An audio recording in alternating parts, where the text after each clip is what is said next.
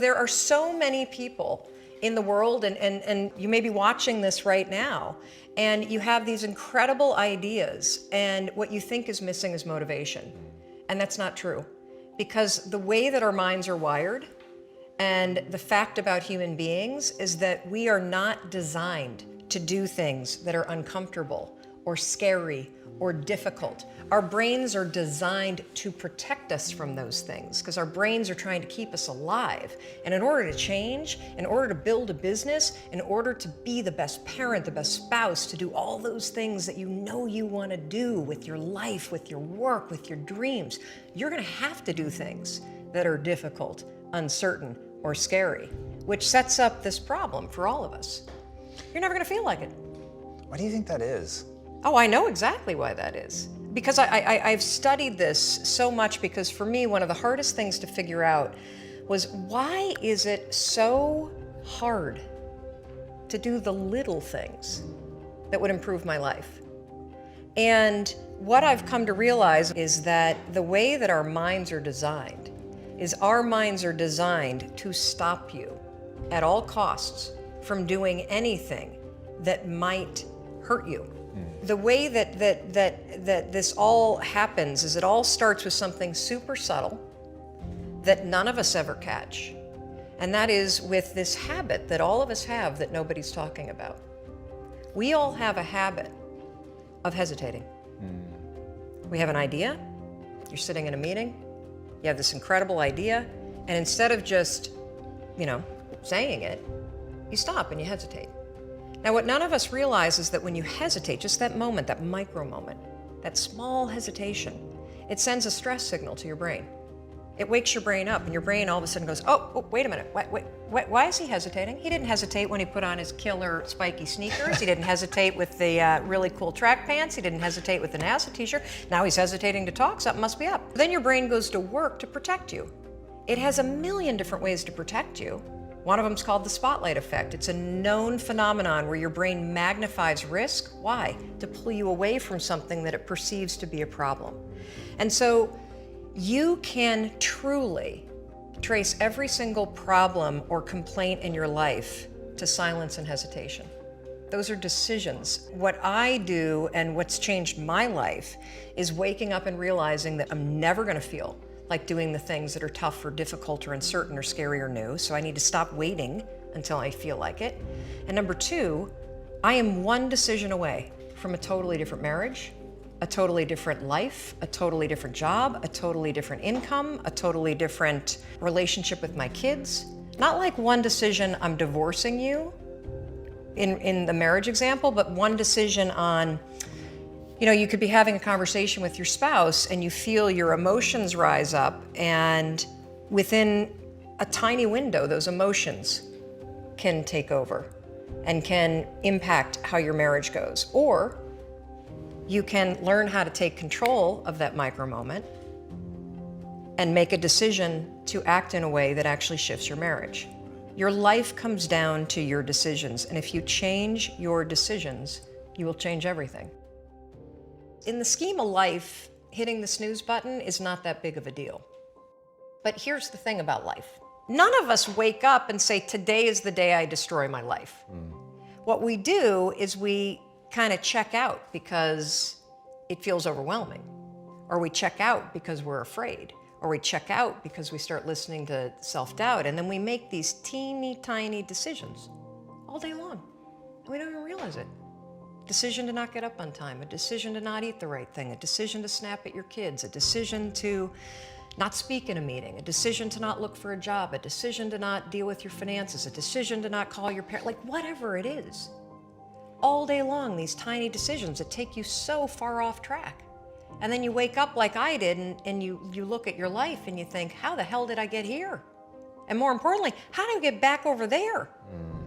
And you have no idea. And so I was so trapped. And I know from your story, you felt the same way. Like you knew that there was more in store for you, but you couldn't figure out, how do you close that gap? How do you find the power that's in you? How do you discover your greatness? How do you solve these problems? It feels so overwhelming when you can't. I would go to the grocery store and the items would scan And I would be sitting there readying my excuse because there was no way that my check card was going to clear. I got in this struggle with myself that a lot of us find ourselves in, and that is you get trapped in what I call the knowledge action gap. You know what to do, but you can't seem to make yourself do it, right? I mean, every one of us is one Google search away from a list of instructions that if you follow any of them, it will change your life. But how do you get out of your head and stop thinking about what you need to do and actually do it? And in my case, this stuff was pretty easy. Get up on time, make breakfast for the kids, get them on the bus, start looking for a job. Don't drink so much. Instead of isolating yourself, pick up the phone and call a friend. Get yourself out into the woods and go for a walk. Start running again. Like all these little things that I was capable of, but I couldn't get out of here. Could not get out of here. And if you're stuck, that's the problem. The problem is you're in your head, you're thinking. When you set goals, when you have an intention on something that you want to change about your life, your brain helps you. What it does is it opens up a checklist, and then your brain goes to work trying to remind you of that intention that you set. And it's really important to develop the skill, and I say that word purposefully, the skill of knowing how to hear that inner wisdom and that intention kicking in and leaning into it quickly. So for me, my brain saying, that's it, right there, move as fast as a rocket, Mel. I wanted to change my life. And I think most people that are miserable or that are really like dying to be great and dying to have more, we want to change. We want to live a better life. We want to create more for our families. We want to be happier. The desire is there. Again, it's about how do you go from knowledge to action. So the first thing in this story that's important is realizing that the answer was in me. And my mind was telling me, pay attention. Anyway, the next morning, the alarm goes off, and I pretended NASA was there. It's the stupidest story. I literally went 5, 4, 3, 2, 1. I counted out loud, and then I stood up. And I'll never forget standing there in my bedroom. It was dark, it was cold, it was winter in Boston. And for the first time in 3 months, I had beaten my habit of hitting the snooze button. I couldn't believe it, and I thought, wait a minute. Counting backwards? That is the dumbest thing I've ever heard in my entire life. Well, the next morning I used it again and it worked. The next morning I used it again and it worked. The next morning I used it again and it worked. And then I started to notice something really interesting. There were moments all day long, just like that 5-second moment in bed, where I knew, knowledge, what I should do. And if I didn't move within 5 seconds, my brain would step in and talk me out of it.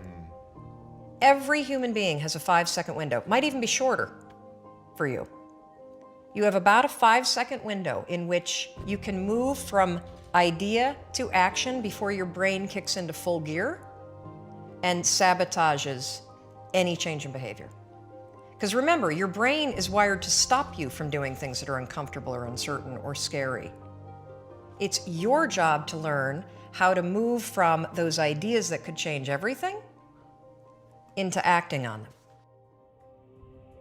When you understand the power of a 5-second decision, and you understand that you always have a choice to go from autopilot to decision maker, everything in your life will change. You will be a different negotiator, you will be different in sales, you will be unstoppable in the gym, because you will realize the amount of garbage that you put in the way of your hopes, of your dreams, of your potential, of your confidence, of your courage.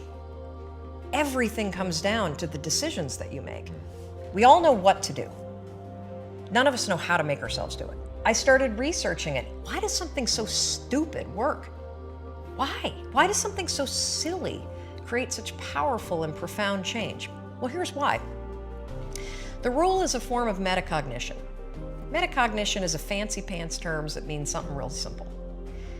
You can outsmart your own brain in furtherance of goals.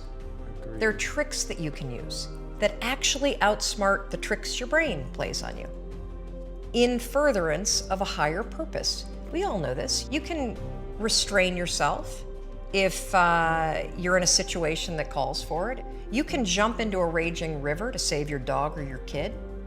You can direct yourself in ways if it's important to you. And so the rule, what it does is it does something really remarkable. When you count backwards, 5, 4, 3, 2, 1, what you're actually doing is you're interrupting what researchers call habit loops that get encoded as closed loop patterns in your basal ganglia. That's the part of the brain where your feelings, where your emotions, every habit that you have, which is nothing more than behavior that you repeat that you don't even think about. And so when you go 5, 4, 3, 2, 1, it interrupts what's going on here that's spinning without you thinking, and it moves and awakens your prefrontal cortex. So when you hit 1, your habit has been interrupted. So you've interrupted self-doubt. You've interrupted maybe snapping at your kids. You've interrupted the desire to grab for a drink. You've interrupted procrastination. You've also, by counting backwards, done an action. It's awakened your prefrontal cortex. That is the part of the brain that you need that's awake when you're changing behavior, when you're learning new things. When you hit 1, it's also a prompt. So in the language of research, you'll hear people talk about starting rituals. That is something that's proven to help you learn a new habit. The 5-second rule, when you repeat it, becomes a starting ritual that triggers you to act with confidence, that triggers you that this is a moment for courage, that triggers you to shift gears. And because you've also done the manual work of awakening the part of the brain that you need to change, you've set yourself up for success. It doesn't work if you count up, because you can keep going.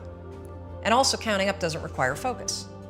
If you count backwards, 5, 4, 3, 2, 1, it again awakens the prefrontal cortex and it prompts you to move. When you start to use it and then you read about it, you'll see that it's being used all over the place. They use it in the armed services in order to align troops and get them to start an exercise. They use it at elementary schools, 5, 4, 3, 2, 1, at big assemblies to get a huge room full of kids to stop talking. Really simple and interesting example, yeah. Because it requires you to focus. It's not a habit. It will become a habit that prompts you to have confidence and courage. But in the beginning, it interrupts patterns of behavior that you do on autopilot. It helps you assert control, and it teaches you how to become the kind of person that moves from thinking about something to actually doing it. I think we're all flawed, and that's the beauty of who you are.